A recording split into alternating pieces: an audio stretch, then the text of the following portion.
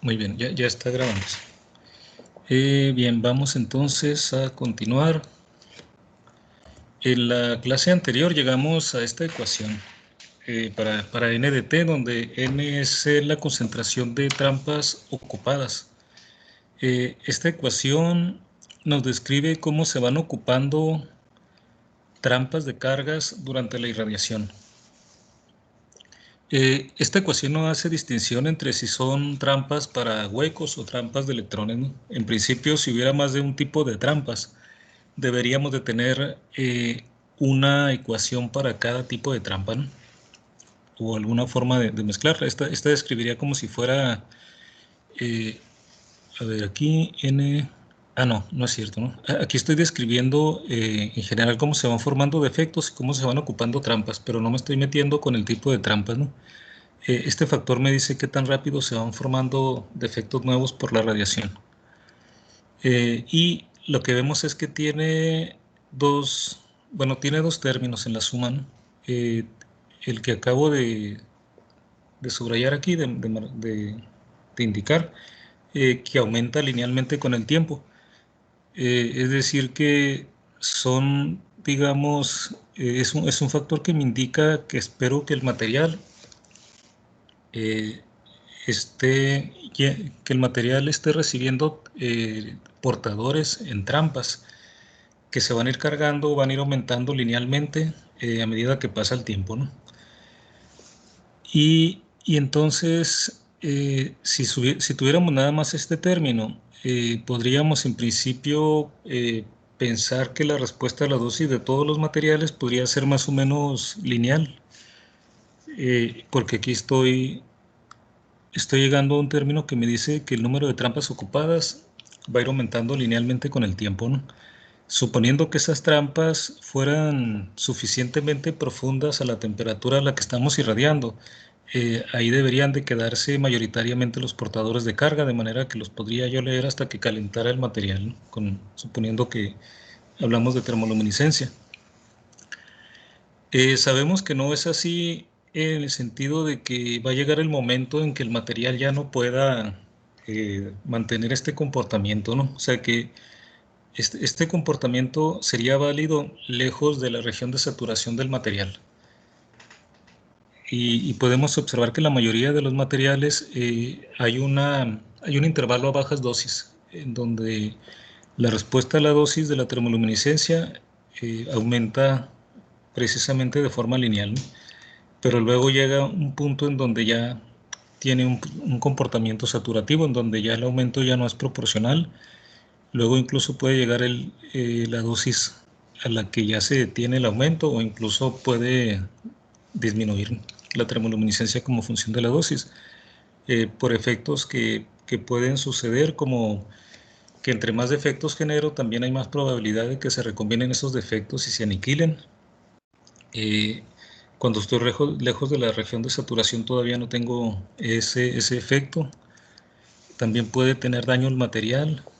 Y bueno, pero suponiendo que estamos lejos de la saturación y que el material no tiene daño, esperamos entonces que el número de trampas ocupadas crezca linealmente, ¿no? Pero hay otro factor, además de ese factor de aumento lineal, que es este producto. Este producto vimos que en el momento inicial de la radiación vale cero, ¿no? Para t igual a 0, esta exponencial se hace 1, entonces el segundo factor es 1, por lo tanto la contribución es 0, ¿no? Eso es tal como esperábamos, porque dijimos que el número de trampas ocupadas al momento inicial es 0, o sea que no hay portadores atrapados en las trampas ni en las que ya existían en el material al momento de empezar a irradiar, ¿no? Entonces, eh, estos términos, este producto es compatible con eso, ¿no? Tendría 0 al momento inicial, y en el momento inicial todavía no tengo tampoco trampas generadas por este factor Kt. A medida que va aumentando el tiempo, tengo aquí este factor que aumenta linealmente, y este término eh, va a empezar a disminuir, porque el exponencial, bueno, la parte del exponencial empieza a disminuir partiendo de 1, perdón, partiendo de 1 menos 1, 0, ¿no? va a ir aumentando gradualmente a medida que pase el tiempo hasta que alcance un máximo de 1 para tiempos muy largos, ¿no? Digamos, una aproximación matemática. Para tiempos muy largos, la contribución va a ser este factor, ¿no? Que depende de cuántas trampas había originalmente, la rapidez con que se generan trampas y este factor que depende de la razón de dosis y de la eficiencia del material. Bueno, entonces hay algunas condiciones también ideales, ¿no? Porque también la misma radiación, si bien la radiación genera trampas nuevas, defectos nuevos, también puede ser que destruya algunos que ya existían en el material. Pero bueno, entonces esta es digamos, una primera aproximación para describir cómo se van ocupando las trampas cuando el material está siendo irradiado, ¿no? Bueno, entonces esta sería la primera etapa de un experimento de termoluminiscencia, ¿no? Sería la parte donde tenemos que irradiar el material. En la siguiente etapa, si hablamos de termoluminiscencia, tendríamos que llevar el material a la placa de calentamiento y calentarlo para observar la termoluminiscencia.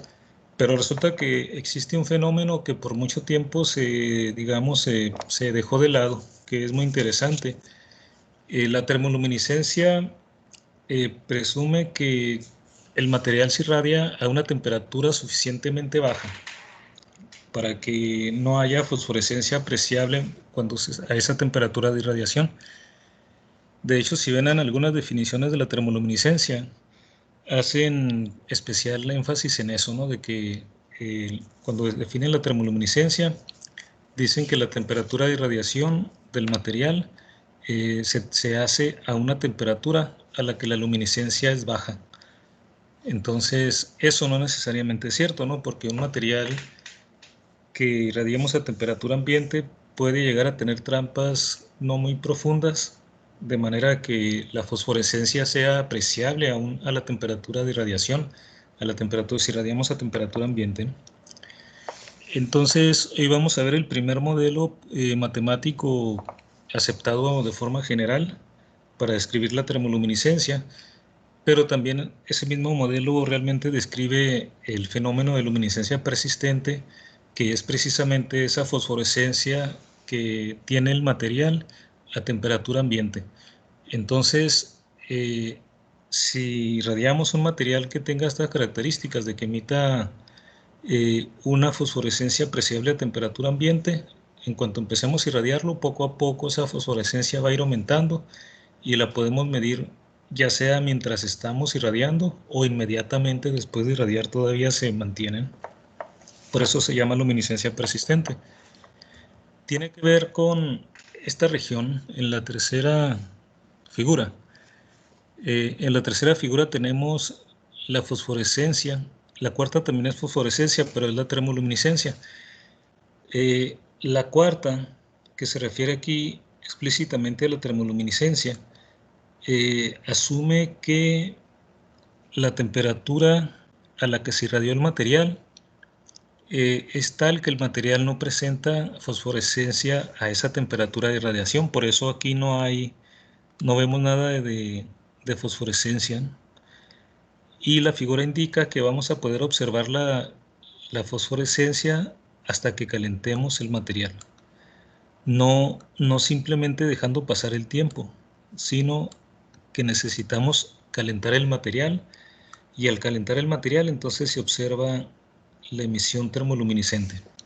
Entonces aquí no se observó nada, ¿no? Ahí es donde entra esa suposición que se hace muchas veces de que la irradiación para la termoluminiscencia se hace a una temperatura a la que no se observa fosforescencia. Pero la situación más general es esta. Si las trampas no son muy profundas, de manera que exista cierta probabilidad de liberación de los portadores atrapados a temperatura ambiente, entonces a una temperatura ambiente voy a poder observar fosforescencia. En este caso, cuando el material empieza a ser irradiado, que sería en este tiempo, en este momento, empieza a ser irradiado y entonces la fosforescencia empieza a aumentar y aumentar hasta que llega a un máximo, luego se mantiene en ese máximo y cuando quitan la fuente se presenta una fosforescencia que es una curva de decaimiento. Es esta parte, ¿no? Ok, esta parte es lo que vamos a conocer como luminiscencia persistente, o el afterglow, ¿no? En inglés.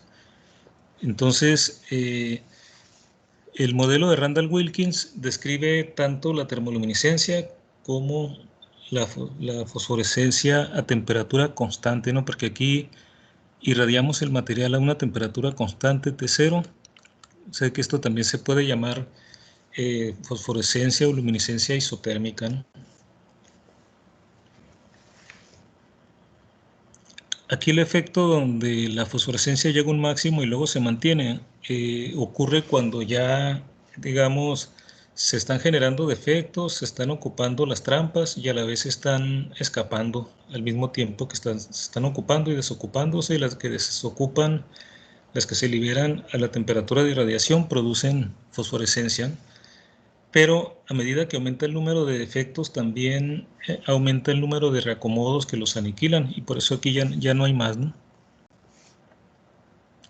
Cuando quitan la fuente, observan que empieza a disminuir gradualmente. Entonces realmente en la fosforescencia debemos de tomar en cuenta estas dos partes, ¿no? No nada más por separado este comportamiento del tercer renglón o el cuarto, que sería la termoluminiscencia. Es muy común, de hecho, que la termoluminiscencia vaya acompañado con esta parte de la luminiscencia persistente. Muchas veces no se presta atención, pero cuando obtienen algunas curvas de brillo, pueden observar que en la primera parte del registro de los datos, pueden darse cuenta que la curva viene bajando y luego empieza a subir. Voy a tratar de bosquejar aquí. Algo como esto, ¿no? O sea, un pequeño descenso y luego un aumento. Esto en sí mismo puede indicar la presencia de luminiscencia persistente, porque en el caso de la termoluminiscencia no tendría por qué ir bajando aquí, ¿no? Esto puede estar relacionado con emisión fosforescente, con este efecto, ¿no? Bueno, entonces vamos a empezar a describir este fenómeno matemáticamente, ¿no? El modelo matemático. El modelo de Randall y Wilkins, que fue el primero que se asumió y que se aceptó, digamos, colectivamente, ¿no? Que es el que van a, de hecho, ver en todos los libros de termoluminiscencia con que empieza la descripción, o si empiezan con otros modelos, lo toman de todas formas como un caso límite, ¿no? Bueno, entonces, para describir estos fenómenos de termoluminiscencia y luminiscencia persistente de acuerdo al modelo de Randall-Wilkins, tenemos que hacer uso de la teoría de bandas. Sabemos que los electrones en un sólido ya no tienen estados localizados como en un átomo, sino que los niveles electrónicos forman bandas. Tenemos entonces los electrones más externos forman la banda de valencia, y cuando un electrón se mueve dentro del sólido, que no está ligado a un átomo, por ejemplo, si lo ionizan y puede moverse como un electrón de conducción, significa que sube energéticamente y anda en niveles que forman la banda de conducción. Cuando les dicen que un electrón está en la banda de conducción, lo que quieren decir es eso, ¿no? Que el electrón forma parte de electrones de conducción. Significa que se está moviendo dentro del sólido.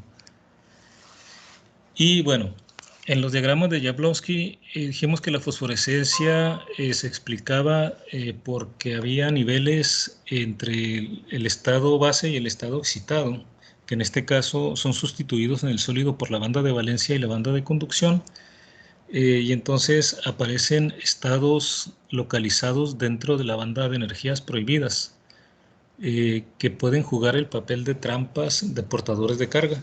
Las que están más cerca de la banda de conducción serían, digamos, trampas de electrones, y cerca de la banda de valencia serían trampas de hueco.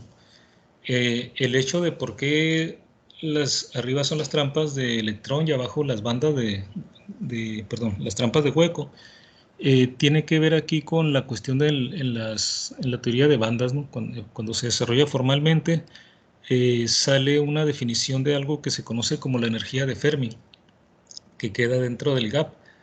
Entonces, en la definición de la energía de Fermi se define como el nivel más alto ocupado por los electrones, ¿no?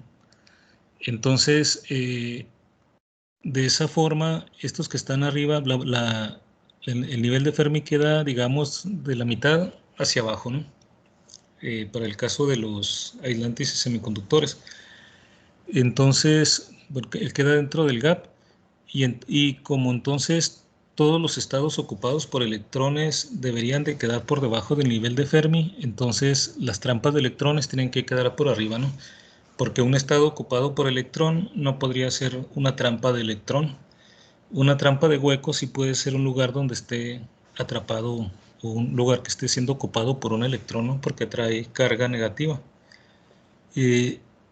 Los niveles que definen dónde quedan esas, digamos, esas energías se llaman niveles de demarcación. Bueno, luego vamos a ver eso con más detalle, pero por lo pronto aquí para la cuestión del modelo, tenemos la banda de conducción, la banda de valencia, tenemos niveles dentro del gap que dijimos que se generan por la presencia de defectos en la estructura cristalina. Tenemos aquí arriba las trampas para electrones, estas trampas de huecos.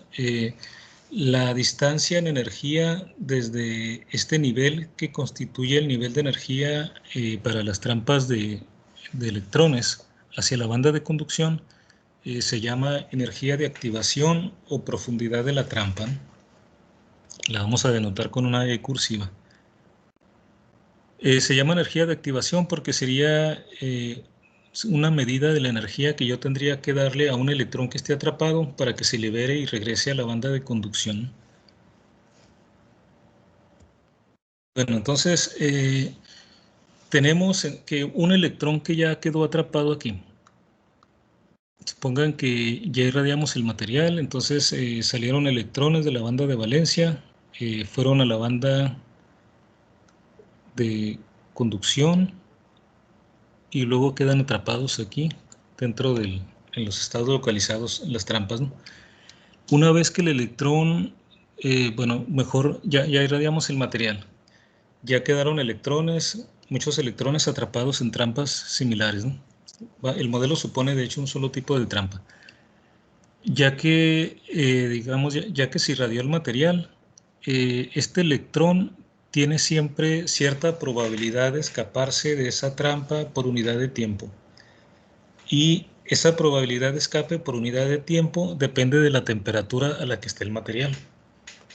Por eso en termoluminiscencia, cuando elevamos la temperatura, liberamos los electrones atrapados en las trampas porque aumentamos la probabilidad de escape por unidad de tiempo. Aumentamos mucho el valor. La probabilidad de escape por unidad de tiempo está dado por esta expresión.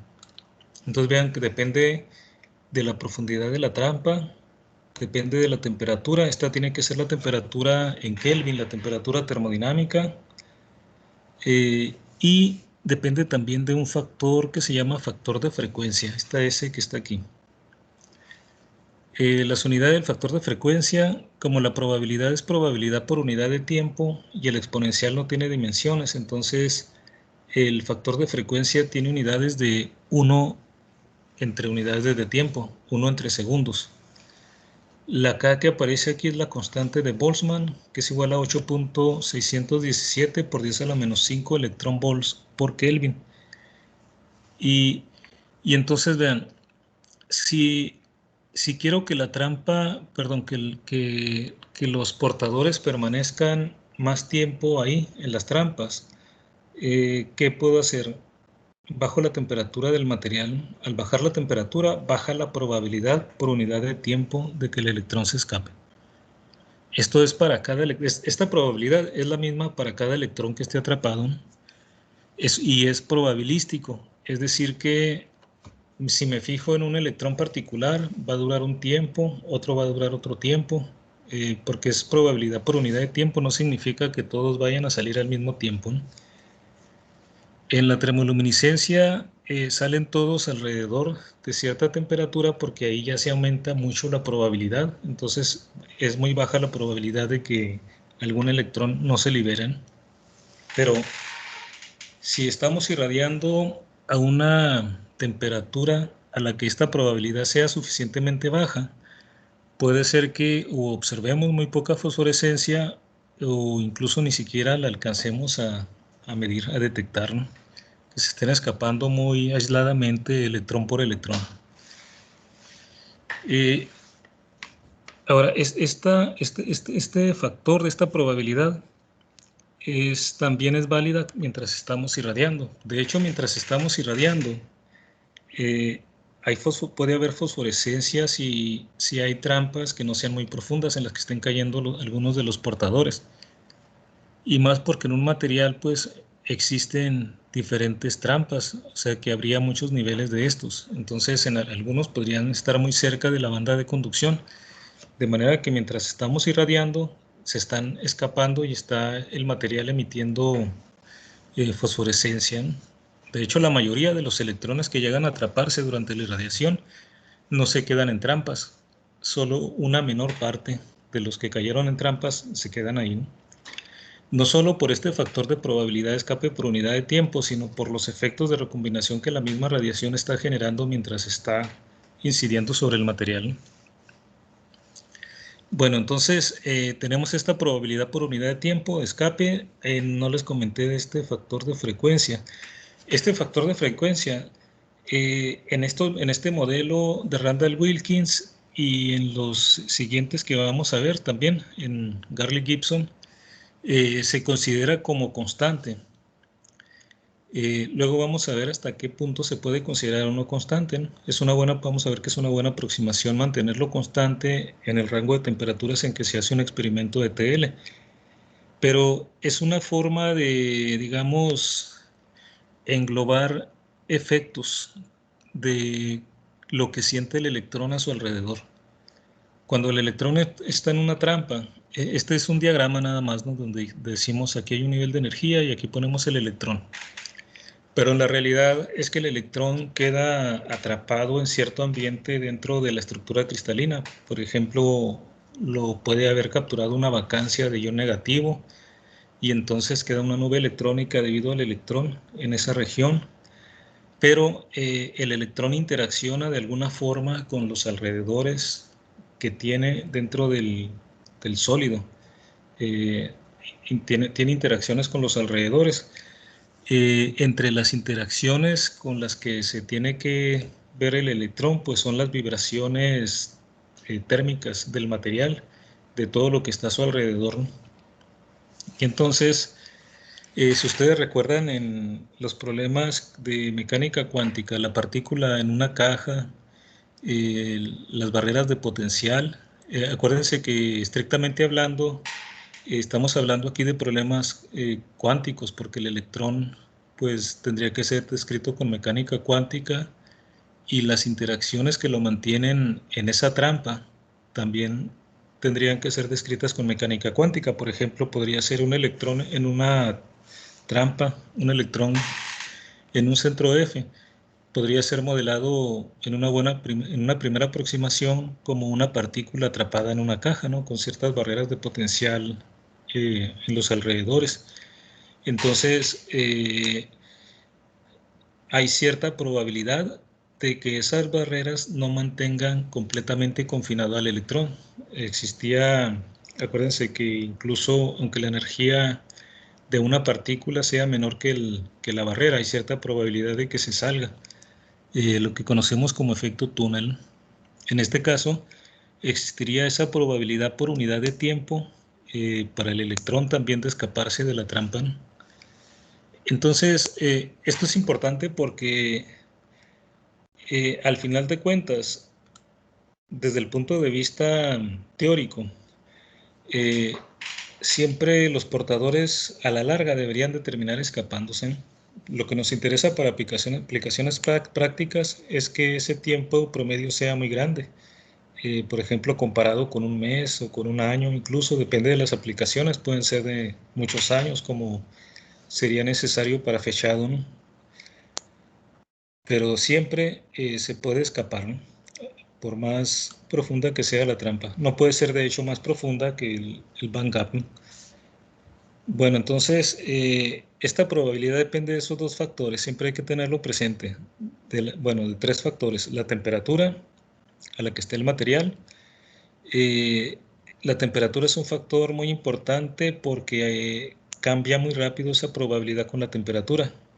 Ustedes lo ven en sus experimentos de TL, ¿no? O sea, aumenta mucho, de hecho, con unos cuantos cientos de grados Celsius que le aumenten o Kelvin. Depende mucho también de la profundidad de la trampa, pero esa profundidad de trampa pues no es algo que nosotros podemos cambiar experimentalmente, sino más bien es algo que deberíamos de poder tratar de conocer a partir de los experimentos. Y también depende de este factor de frecuencia. Entonces, para una temperatura fija, esta probabilidad queda determinada por la combinación de valores que tengamos de la energía de activación y del factor de frecuencia. Y entonces, si recordamos las reglas de probabilidad, si tengo aquí que esta ecuación esta relación me da la probabilidad por unidad de tiempo de que un portador atrapado se escape. Entonces, esa es probabilidad por unidad de tiempo. Eh, de acuerdo a las reglas de probabilidad, si yo obtengo el recíproco 1 sobre P, entonces ese me daría el tiempo promedio que un, un portador, un electrón, vamos a suponer que son electrones los que están atrapados, ¿no? Entonces, si yo obtengo el recíproco de esta probabilidad, eso me daría el tiempo promedio que espero que el electrón pase en la trampa. Es el tiempo promedio en el sentido de que si yo tomara todos los electrones que quedaron atrapados y voy registrando cuánto tiempo tardaron en escaparse y luego saco el promedio simple, entonces debería de acercar ese valor a esta tau. Ese es el significado de esta tau, ¿no? Entonces no significa que el electrón va a durar ese tiempo, sino que el promedio del tiempo que duraron los electrones es 1 sobre P. ¿Sí? Y bueno, entonces, todo esto, vean que estos son es un concepto de probabilidad, ¿no?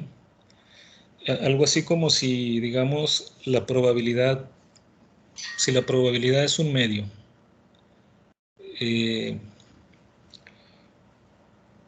la probabilidad de que se escape fuera medio segundo, no, al revés, 2 segundos, que fueran 2 segundos, ¿no? Entonces, si veo un electrón individualmente, puede tardar más o puede tardar menos, pero en promedio, si repitiera muchas veces el experimento, el tiempo promedio que tardaría sería medio segundo, ¿no? Lo dije bien. A ver, era la probabilidad por unidad de tiempo, 2 por segundo, sí, quedaría como un medio, ¿no? El tiempo promedio, medio segundo. Ok, entonces, ya con esta ecuación, ahora podemos pensar en lo que es en sí la fosforescencia, ¿no?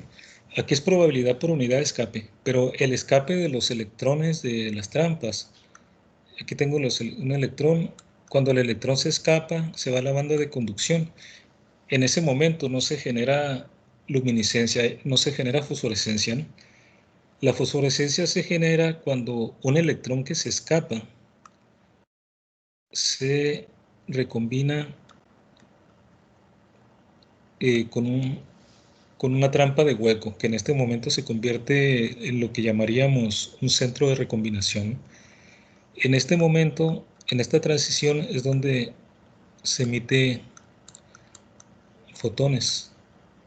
y esa sería la luminiscencia.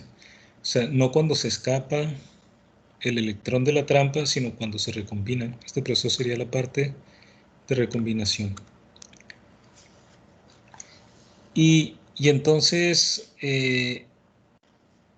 entre más electrones estén escapando, se van a recombinar más y entonces va a haber más intensidad de la fosforescencia.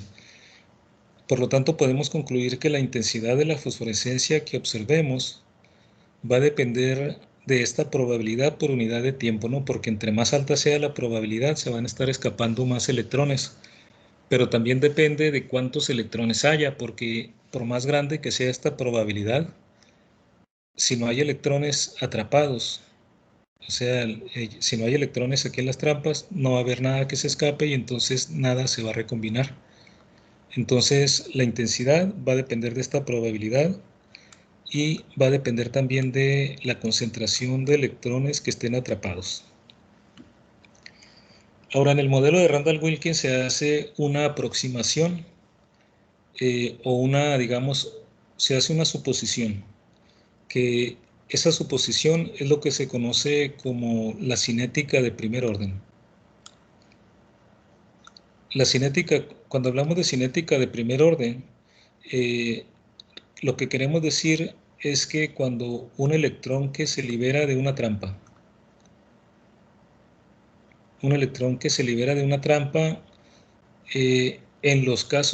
en un caso general, un electrón que se libera de una trampa puede regresar, ya sea a esta misma trampa o en un material real donde hay diferentes tipos de trampa, puede caer en otra trampa incluso. Pero cuando hablamos de cinética de primer orden, desestimamos esta posibilidad. O sea que en la cinética de primer orden, que es la que considera el modelo de Randall-Wilkins, dejamos que la única posibilidad que tenga un electrón que escapó de la trampa hacia la banda de conducción se va a recombinar con probabilidad de 100%. No tiene otra opción. O sea que en cinética de primer orden, el electrón se escapó a la banda de conducción y entonces se va a recombinar. Ya no tiene otra posibilidad. Por eso consideramos aquí que todos los electrones que se escapan contribuyen a la fosforescencia porque no tienen otra opción. No se van a poder recombinar, perdón, reatrapar. Entonces cada electrón que se escapa es como que ese electrón va a generar un fotón cuando se recombine. Y entonces la intensidad de la luminiscencia la podemos relacionar directamente con la rapidez a la que se están escapando los electrones, porque consideramos que esa rapidez a la que se están escapando los electrones de las trampas es la misma rapidez con la que se están recombinando y por lo tanto emitiéndose fotones, que es lo que al final de cuentas me llevaría a detectar fosforescencia, una intensidad de fosforescencia. Y dijimos que esta rapidez a la que se están escapando los portadores de carga, los electrones de las trampas, que en este caso en la cinética de primer orden sería la misma rapidez con que se están recombinando y por lo tanto produciendo fotones, contribuyendo a la intensidad de la fosforescencia. Esto es igual al número a la concentración de portadores que exista en este momento todavía atrapados, multiplicado por la probabilidad de escape por unidad de tiempo. Esta ecuación es una, digamos, es una aproximación porque realmente esta intensidad no es exactamente la probabilidad de escape por unidad de tiempo por el número de portadores, sino sería proporcional, o sea, la intensidad sería proporcional a la probabilidad y a n. O sea que, digamos, entre más grande sea la probabilidad por unidad de tiempo de escaparse, esperan que haya más emisión y también si hay más electrones todavía atrapados, esperan que haya más escapándose, por lo tanto sería más la luminiscencia. Esto es realmente una probabilidad, entonces aquí debería haber una constante de proporcionalidad que nosotros vamos a tomar como 1. y así nos la escribimos aquí en las ecuaciones. ¿Por qué no me da problema eso de esa constante? No es que la desestime, sino la tomo como 1. No hay problema porque al final de cuentas, cuando nosotros medimos la fosforescencia, no medimos realmente la cantidad de fotones que están saliendo del material. Esta intensidad que tengo aquí sería proporcional a esto, y esto sería exactamente a la rapidez con que se están escapando los portadores, que esto sí me daría, suponiendo que por cada portador que se recombina hay un fotón, esto me daría la rapidez con la que están saliendo los fotones. Sin embargo, cuando yo hago un experimento y detecto la fosforescencia, no estoy detectando cuántos fotones salen, estoy detectando una fotocorriente, ¿no? O sea, los fotones que llegan al detector generan una corriente eléctrica, y realmente lo que medimos es esa corriente eléctrica. Esa corriente eléctrica es proporcional al flujo de fotones que están llegándole al detector. Entonces, de todas formas, nosotros medimos una curva que es proporcional a esta cantidad, ¿no?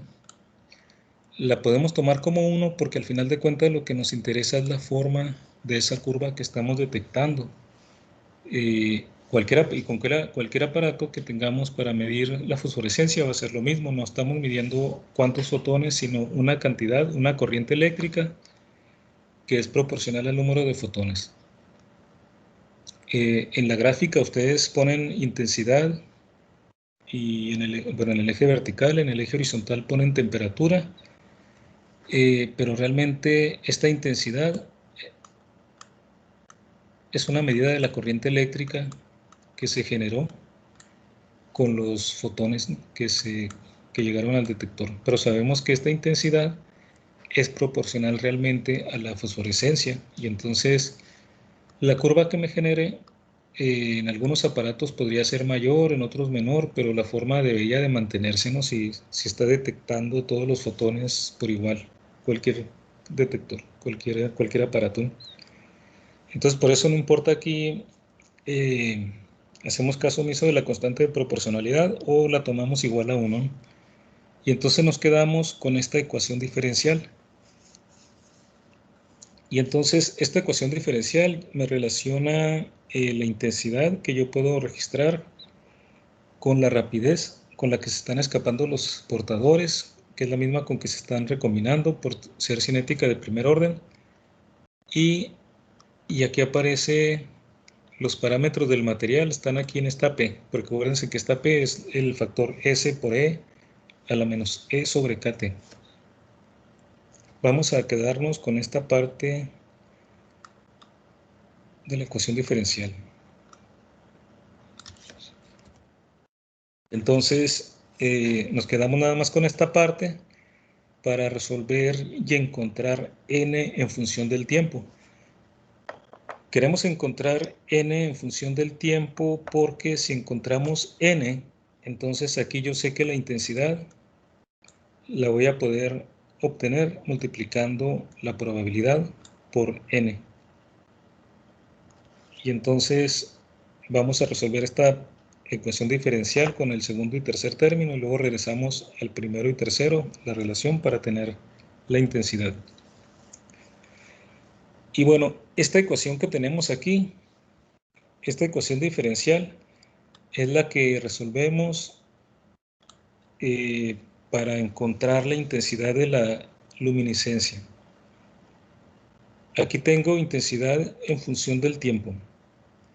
Cuando yo caliento el material, tengo una relación entre la temperatura y el tiempo, entonces este diferencial de tiempo lo cambio por un diferencial de temperatura, y entonces así como puedo tener, primero vamos a obtener n en función del tiempo, también podemos tener n en función de la temperatura, y esa n en función de la temperatura multiplicado por P me daría la intensidad en función de la temperatura en vez del tiempo, ¿no? Pero primero vamos a resolver aquí para en función del tiempo, y vamos a primero suponer una situación de temperatura constante.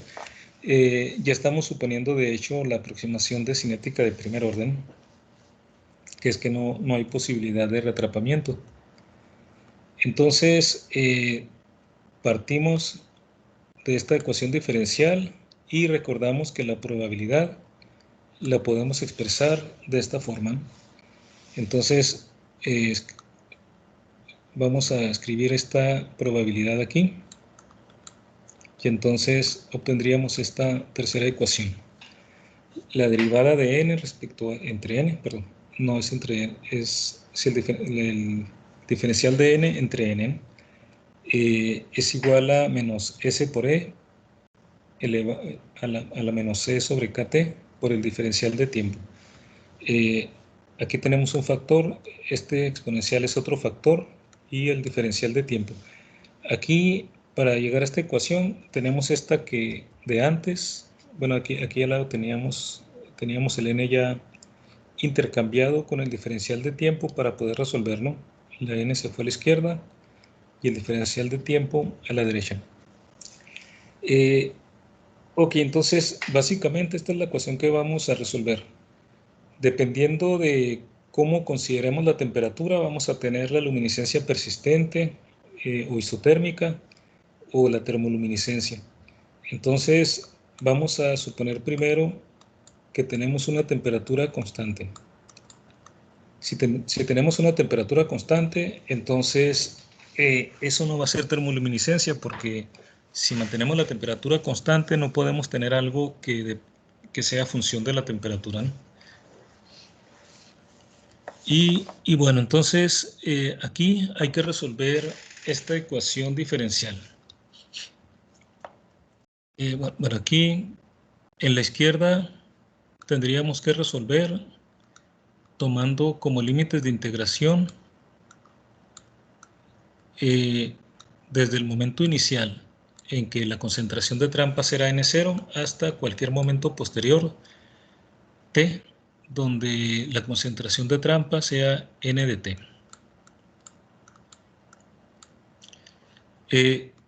Esta integral, ¿qué es? Esta es una integral de tablas, ¿no?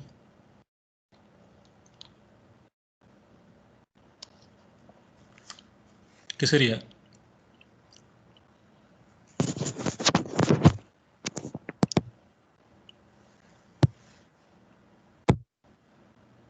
Cero. Cero, ¿cómo que es? Cero, dijiste. Parece que no sé si soy yo. No es el logaritmo. Ajá, sí. Logaritmo natural. Sí, es un logaritmo natural. Es un logaritmo natural evaluado en n0 y en n. Bueno, logaritmo natural de n. Aquí puse el n.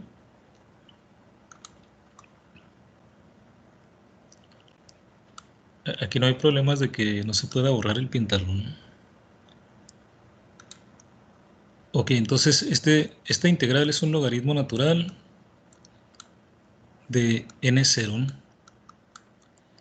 Y lo tendríamos que evaluar en los límites de n0 y hasta n. O sea que sería la diferencia.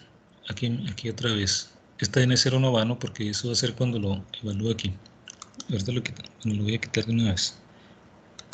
Sí me explico, aquí no va. Es así nada más, ¿no? La variable es n, el logaritmo natural de n. Los límites son n0 y n. O sea que en el límite superior tendría logaritmo natural de n0. En el inferior, no, de n, no sé qué traigo aquí con el n0. No sé. Logaritmo natural de n0. Otra vez lo voy a quitar el 0 aquí. Pero la diferencia del logaritmo la podemos escribir como un cociente. Va a ser logaritmo natural de n sobre n0. Voy a cerrar aquí entre paréntesis. Así. Entonces, esta integral, cuando integramos a la izquierda, nos queda el logaritmo natural de n menos n0. Y en la derecha la integral, como estamos considerando que la S es constante, el factor de frecuencia, estamos considerando que la temperatura también es constante y la profundidad de la trampa depende es un parámetro del material, entonces todo esto es constante. O sea que al integrar aquí solamente integraríamos el diferencial de tiempo. Lo podemos integrar desde el momento inicial, 0. Lo podemos escoger t igual a 0 cuando la concentración de trampas ocupadas era n0, hasta un cierto tiempo t, donde la concentración sea n, para tener n de t en ese tiempo, ¿no? Aquí tendríamos entonces, al integrar, t nada más, ¿no? Por lo tanto, en la derecha tendríamos todo esto, s por e a la menos e sobre k por t, todo este factor multiplicado por el tiempo, ¿no? Y entonces tenemos esta relación para despejar n. Aquí voy a cambiar de color para indicar entonces ahora que tengo esta igualdad, la que encerré. Lo que hacemos ahora es elevar el número e al logaritmo natural de n entre n0, pero como el logaritmo natural de n sobre n0 es igual a menos s por e a la menos e sobre kt por el tiempo, entonces eso es igual a elevar el número e a esta cantidad de la derecha, ¿no? O sea, e al logaritmo natural de n sobre n0 va a ser igual a e a la menos s por e a la menos e sobre kt por el tiempo. Voy a poner aquí e elevado al logaritmo natural de n sobre n0 va a ser igual a e a la menos s por e a la e sobre k por t por el tiempo. ¿Sí se entiende la letra? Sí, doctor. Está más fea que en el pizarrón, pero creo que se alcanza. Bueno, entonces, pero por definición, el número e elevado al logaritmo natural de algo sería precisamente esto nada más, ¿no? O sea que aquí tendríamos n sobre n0 en la izquierda, ¿no? E elevada al logaritmo natural de n sobre n0 es n sobre n0. Y en la derecha sí nos quedaría el exponencial. O sea, quedaría todo esto, ¿no? Menos s por e a la menos e sobre kt por t. El t está multiplicando a estos dos factores, ¿no? Y entonces de aquí ya podemos despejar n. Si despejamos n, nos quedaría n, nos daría exactamente esto mismo, pero multiplicado por n0, ¿no? El n0 pasaría multiplicando. Y entonces sería n igual a n0 por e a la menos s por e a la menos e sobre kt por t. Bueno, t de temperatura el primero y el segundo de tiempo, ¿no? Y entonces tendríamos este resultado. O sea, la solución de esta ecuación nos llevó a esto, ¿no? A n de t. Entonces, ya teniendo ese valor de n de t, recordamos que la intensidad es el producto de P por N. Entonces ya podemos calcular, si tenemos N, como ya conocemos la probabilidad y conocemos N también, N de T, entonces nos acordamos de esta relación, ¿no? Y entonces sustituimos. La probabilidad sería, bueno, tenemos N, que sería esta parte, ¿no? N0 por S, E a la menos E sobre KT. Bueno, aquí está por separado, ¿no? Serían, de la N serían esta parte y también esta, ¿no?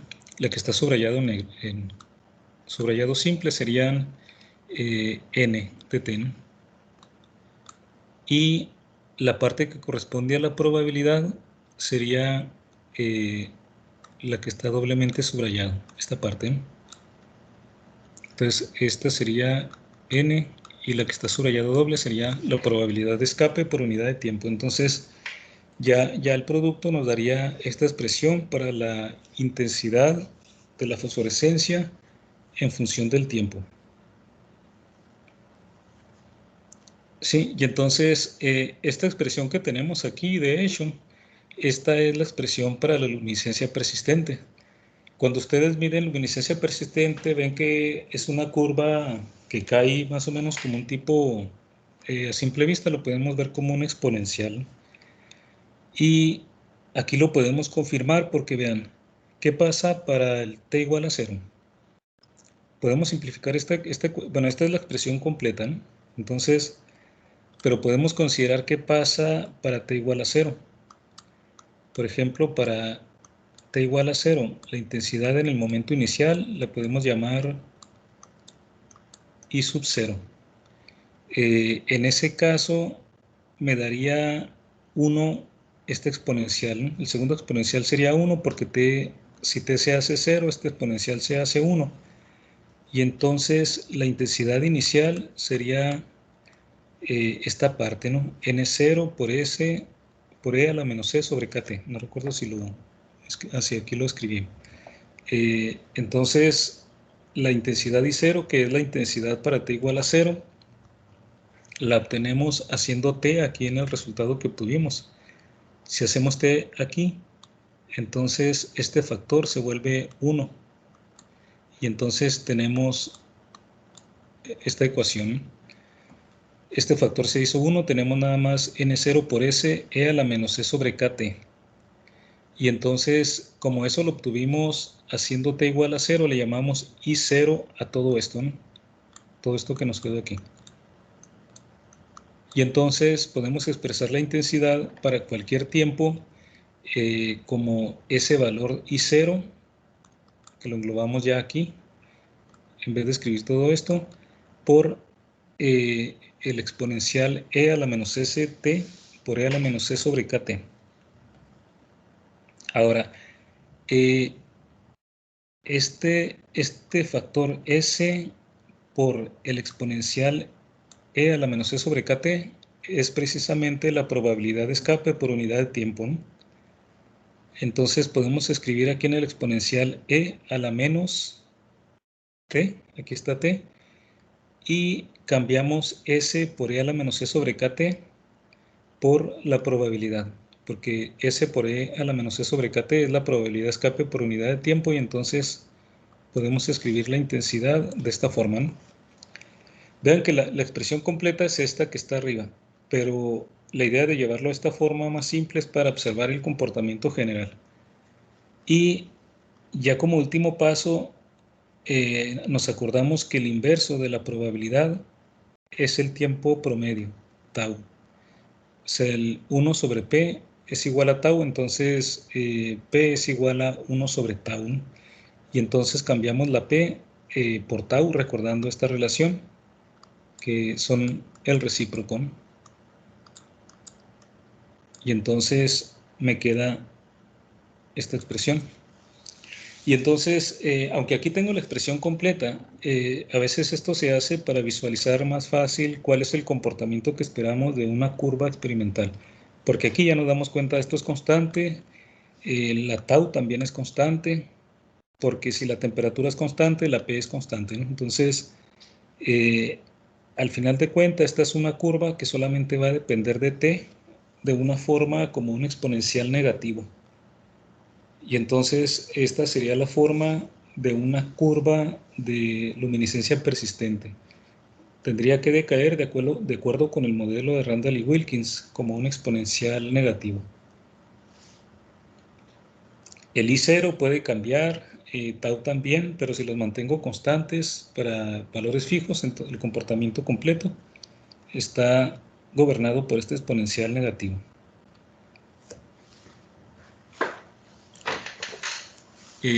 ¿Alguna pregunta, comentario?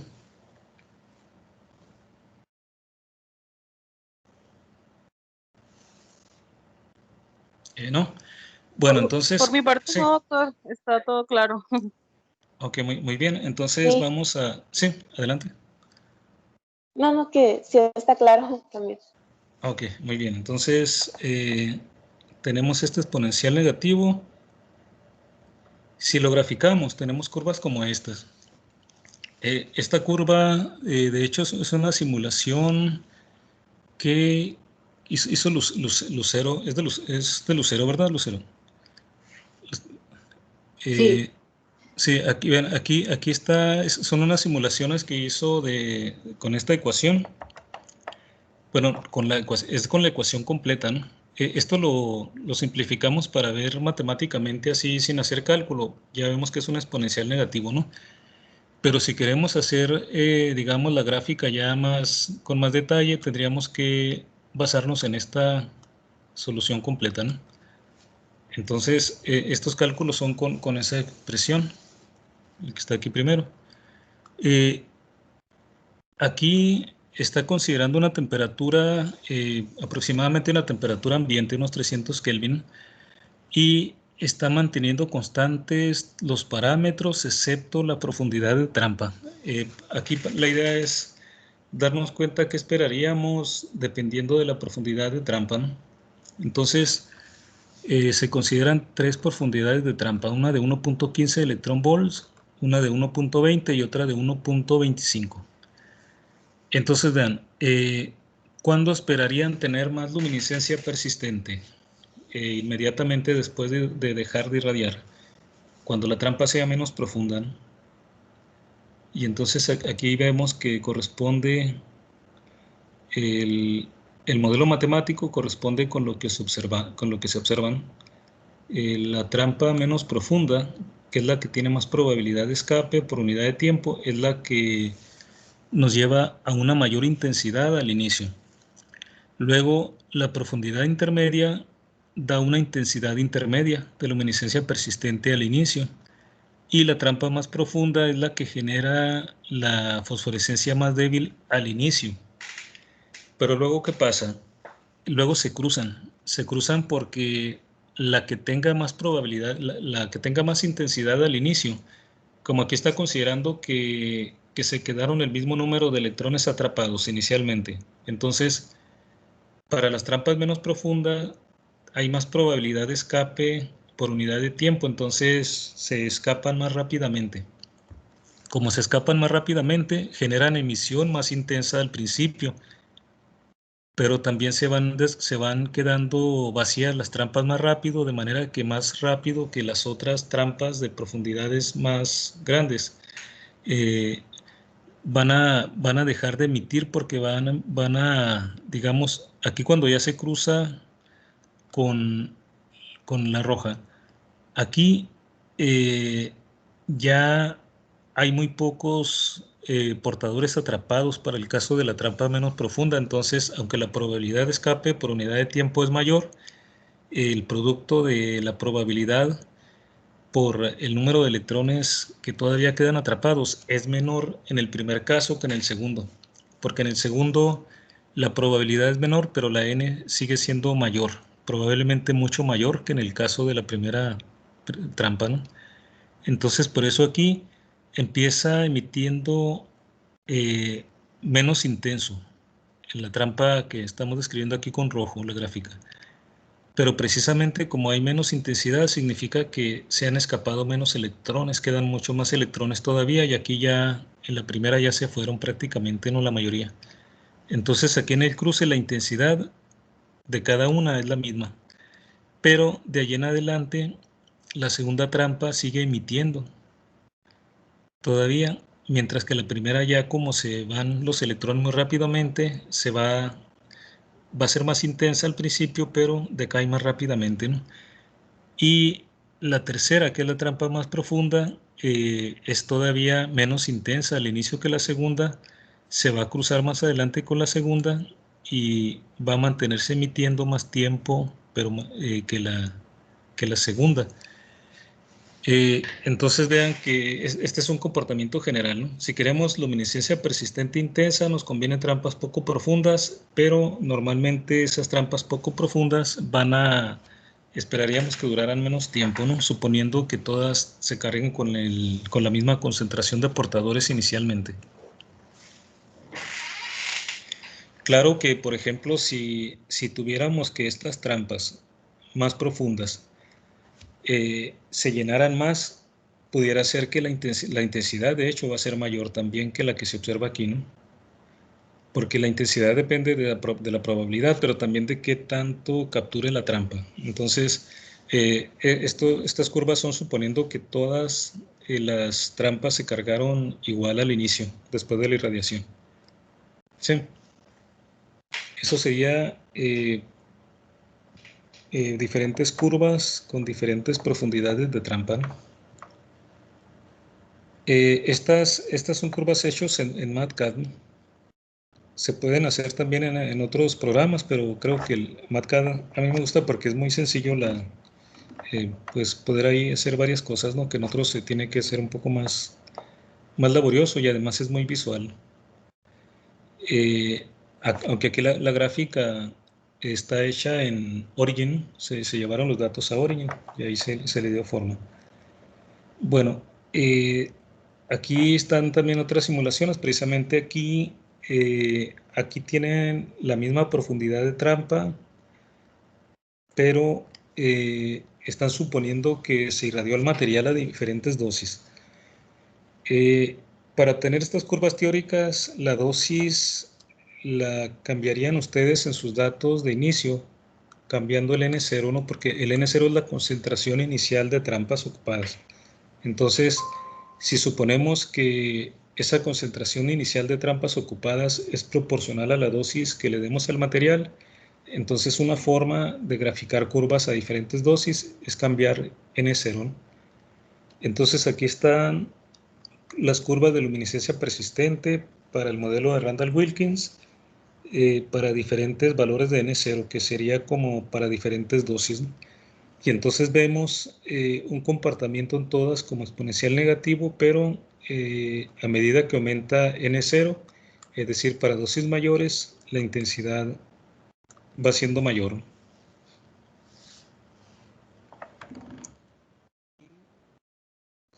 Creí que había una gráfica más. Bueno, ok, entonces estos son, digamos, variando la profundidad de trampa y variando N0.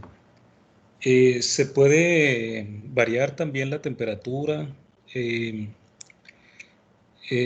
Pues aquí ya tenemos expertos en estas simulaciones. A ver, alguien, bueno, Ilse todavía no tiene experiencia con estos programas, de hecho, ¿no? Porque está reincorporada. Creo que tú tampoco haces este tipo de simulaciones, ¿verdad, Michelle? No, tampoco, doctor. Ah, muy bien. Entonces, tenemos 3 expertos en estas simulaciones.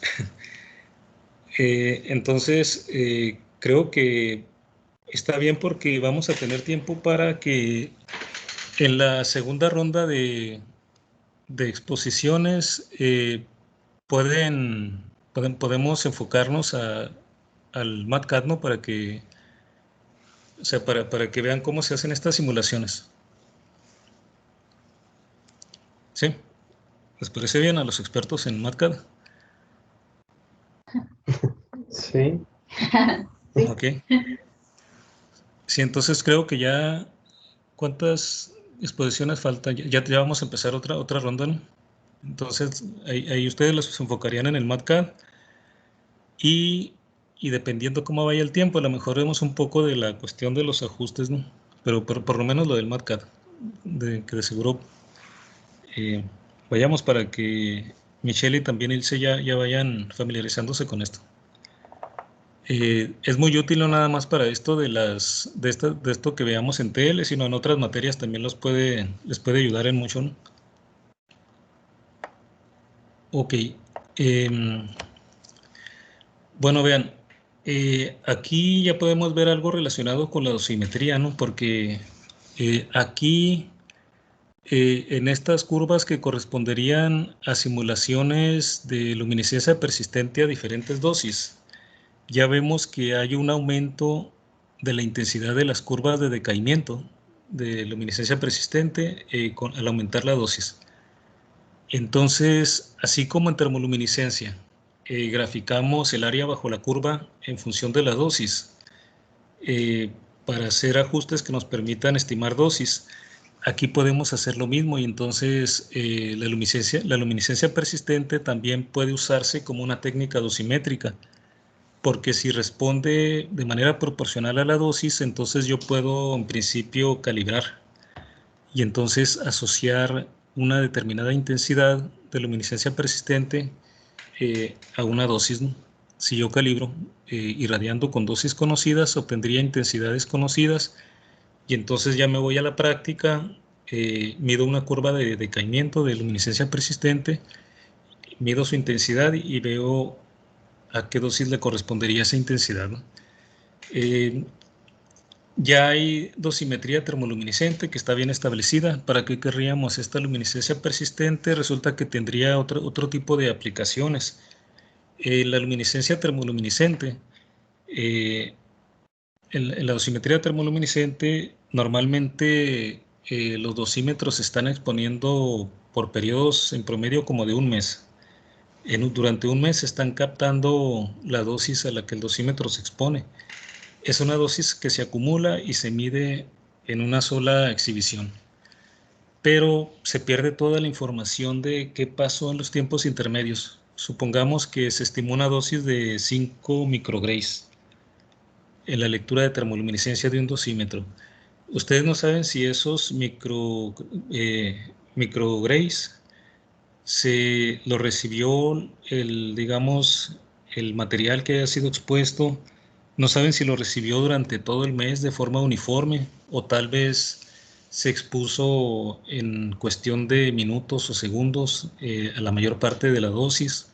Y eso puede llevar a pérdida de información importante, ¿no? Porque no es lo mismo irradiarse los 5 milisievert anuales que se permiten para un, digamos, o dentro de lo permitido para un personal ocupacionalmente expuesto. Bueno, de hecho hasta 20 milisievert, ¿no? Pero supongan que 5 milisievert se reciben durante el año, no es lo mismo que se reciban en un segundo o en cuestión de un minuto, ¿no? El daño puede ser muy diferente. Entonces la termoluminiscencia no nos permite discernir cuándo ocurrió, ¿no? O sea, cómo está la distribución de dosis. La luminiscencia persistente podríamos tener un dispositivo que nos permitiera medir en el lugar donde está siendo irradiado y en tiempo real la dosis, porque esta luminiscencia se genera inmediatamente después de la irradiación, entonces yo puedo exponer como si tuviera un dosímetro protegido y un esquema de lectura, un detector que no necesita, de hecho, no necesita calentar el material porque esto se mide a temperatura ambiente, entonces simplemente tendría como un detector cubierto, ¿no? Digamos protegido, que cuando yo quiero medir a cierta hora la radiación, en cierto momento se abre, se expone y se estaría, digamos, midiendo la luminiscencia persistente inmediatamente. No puedo decirle que aproximadamente sería como en tiempo real porque lo puedo medir en cuestión de segundos y luego lo puedo cerrar y volver a medir más adelante, ¿no? O sea, puedo medir en diferentes momentos y tener como un monitoreo del campo de radiación en función del tiempo, ¿no? Algo que no me permite la termoluminiscencia porque eso sería una dosis acumulada. Aquí sería una dosis eh, como la distribución de cómo fue ocurriendo la irradiación. Bueno, ¿cómo andamos?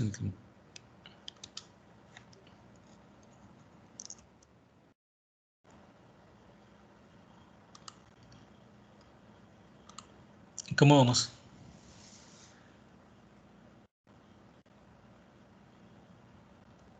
bueno,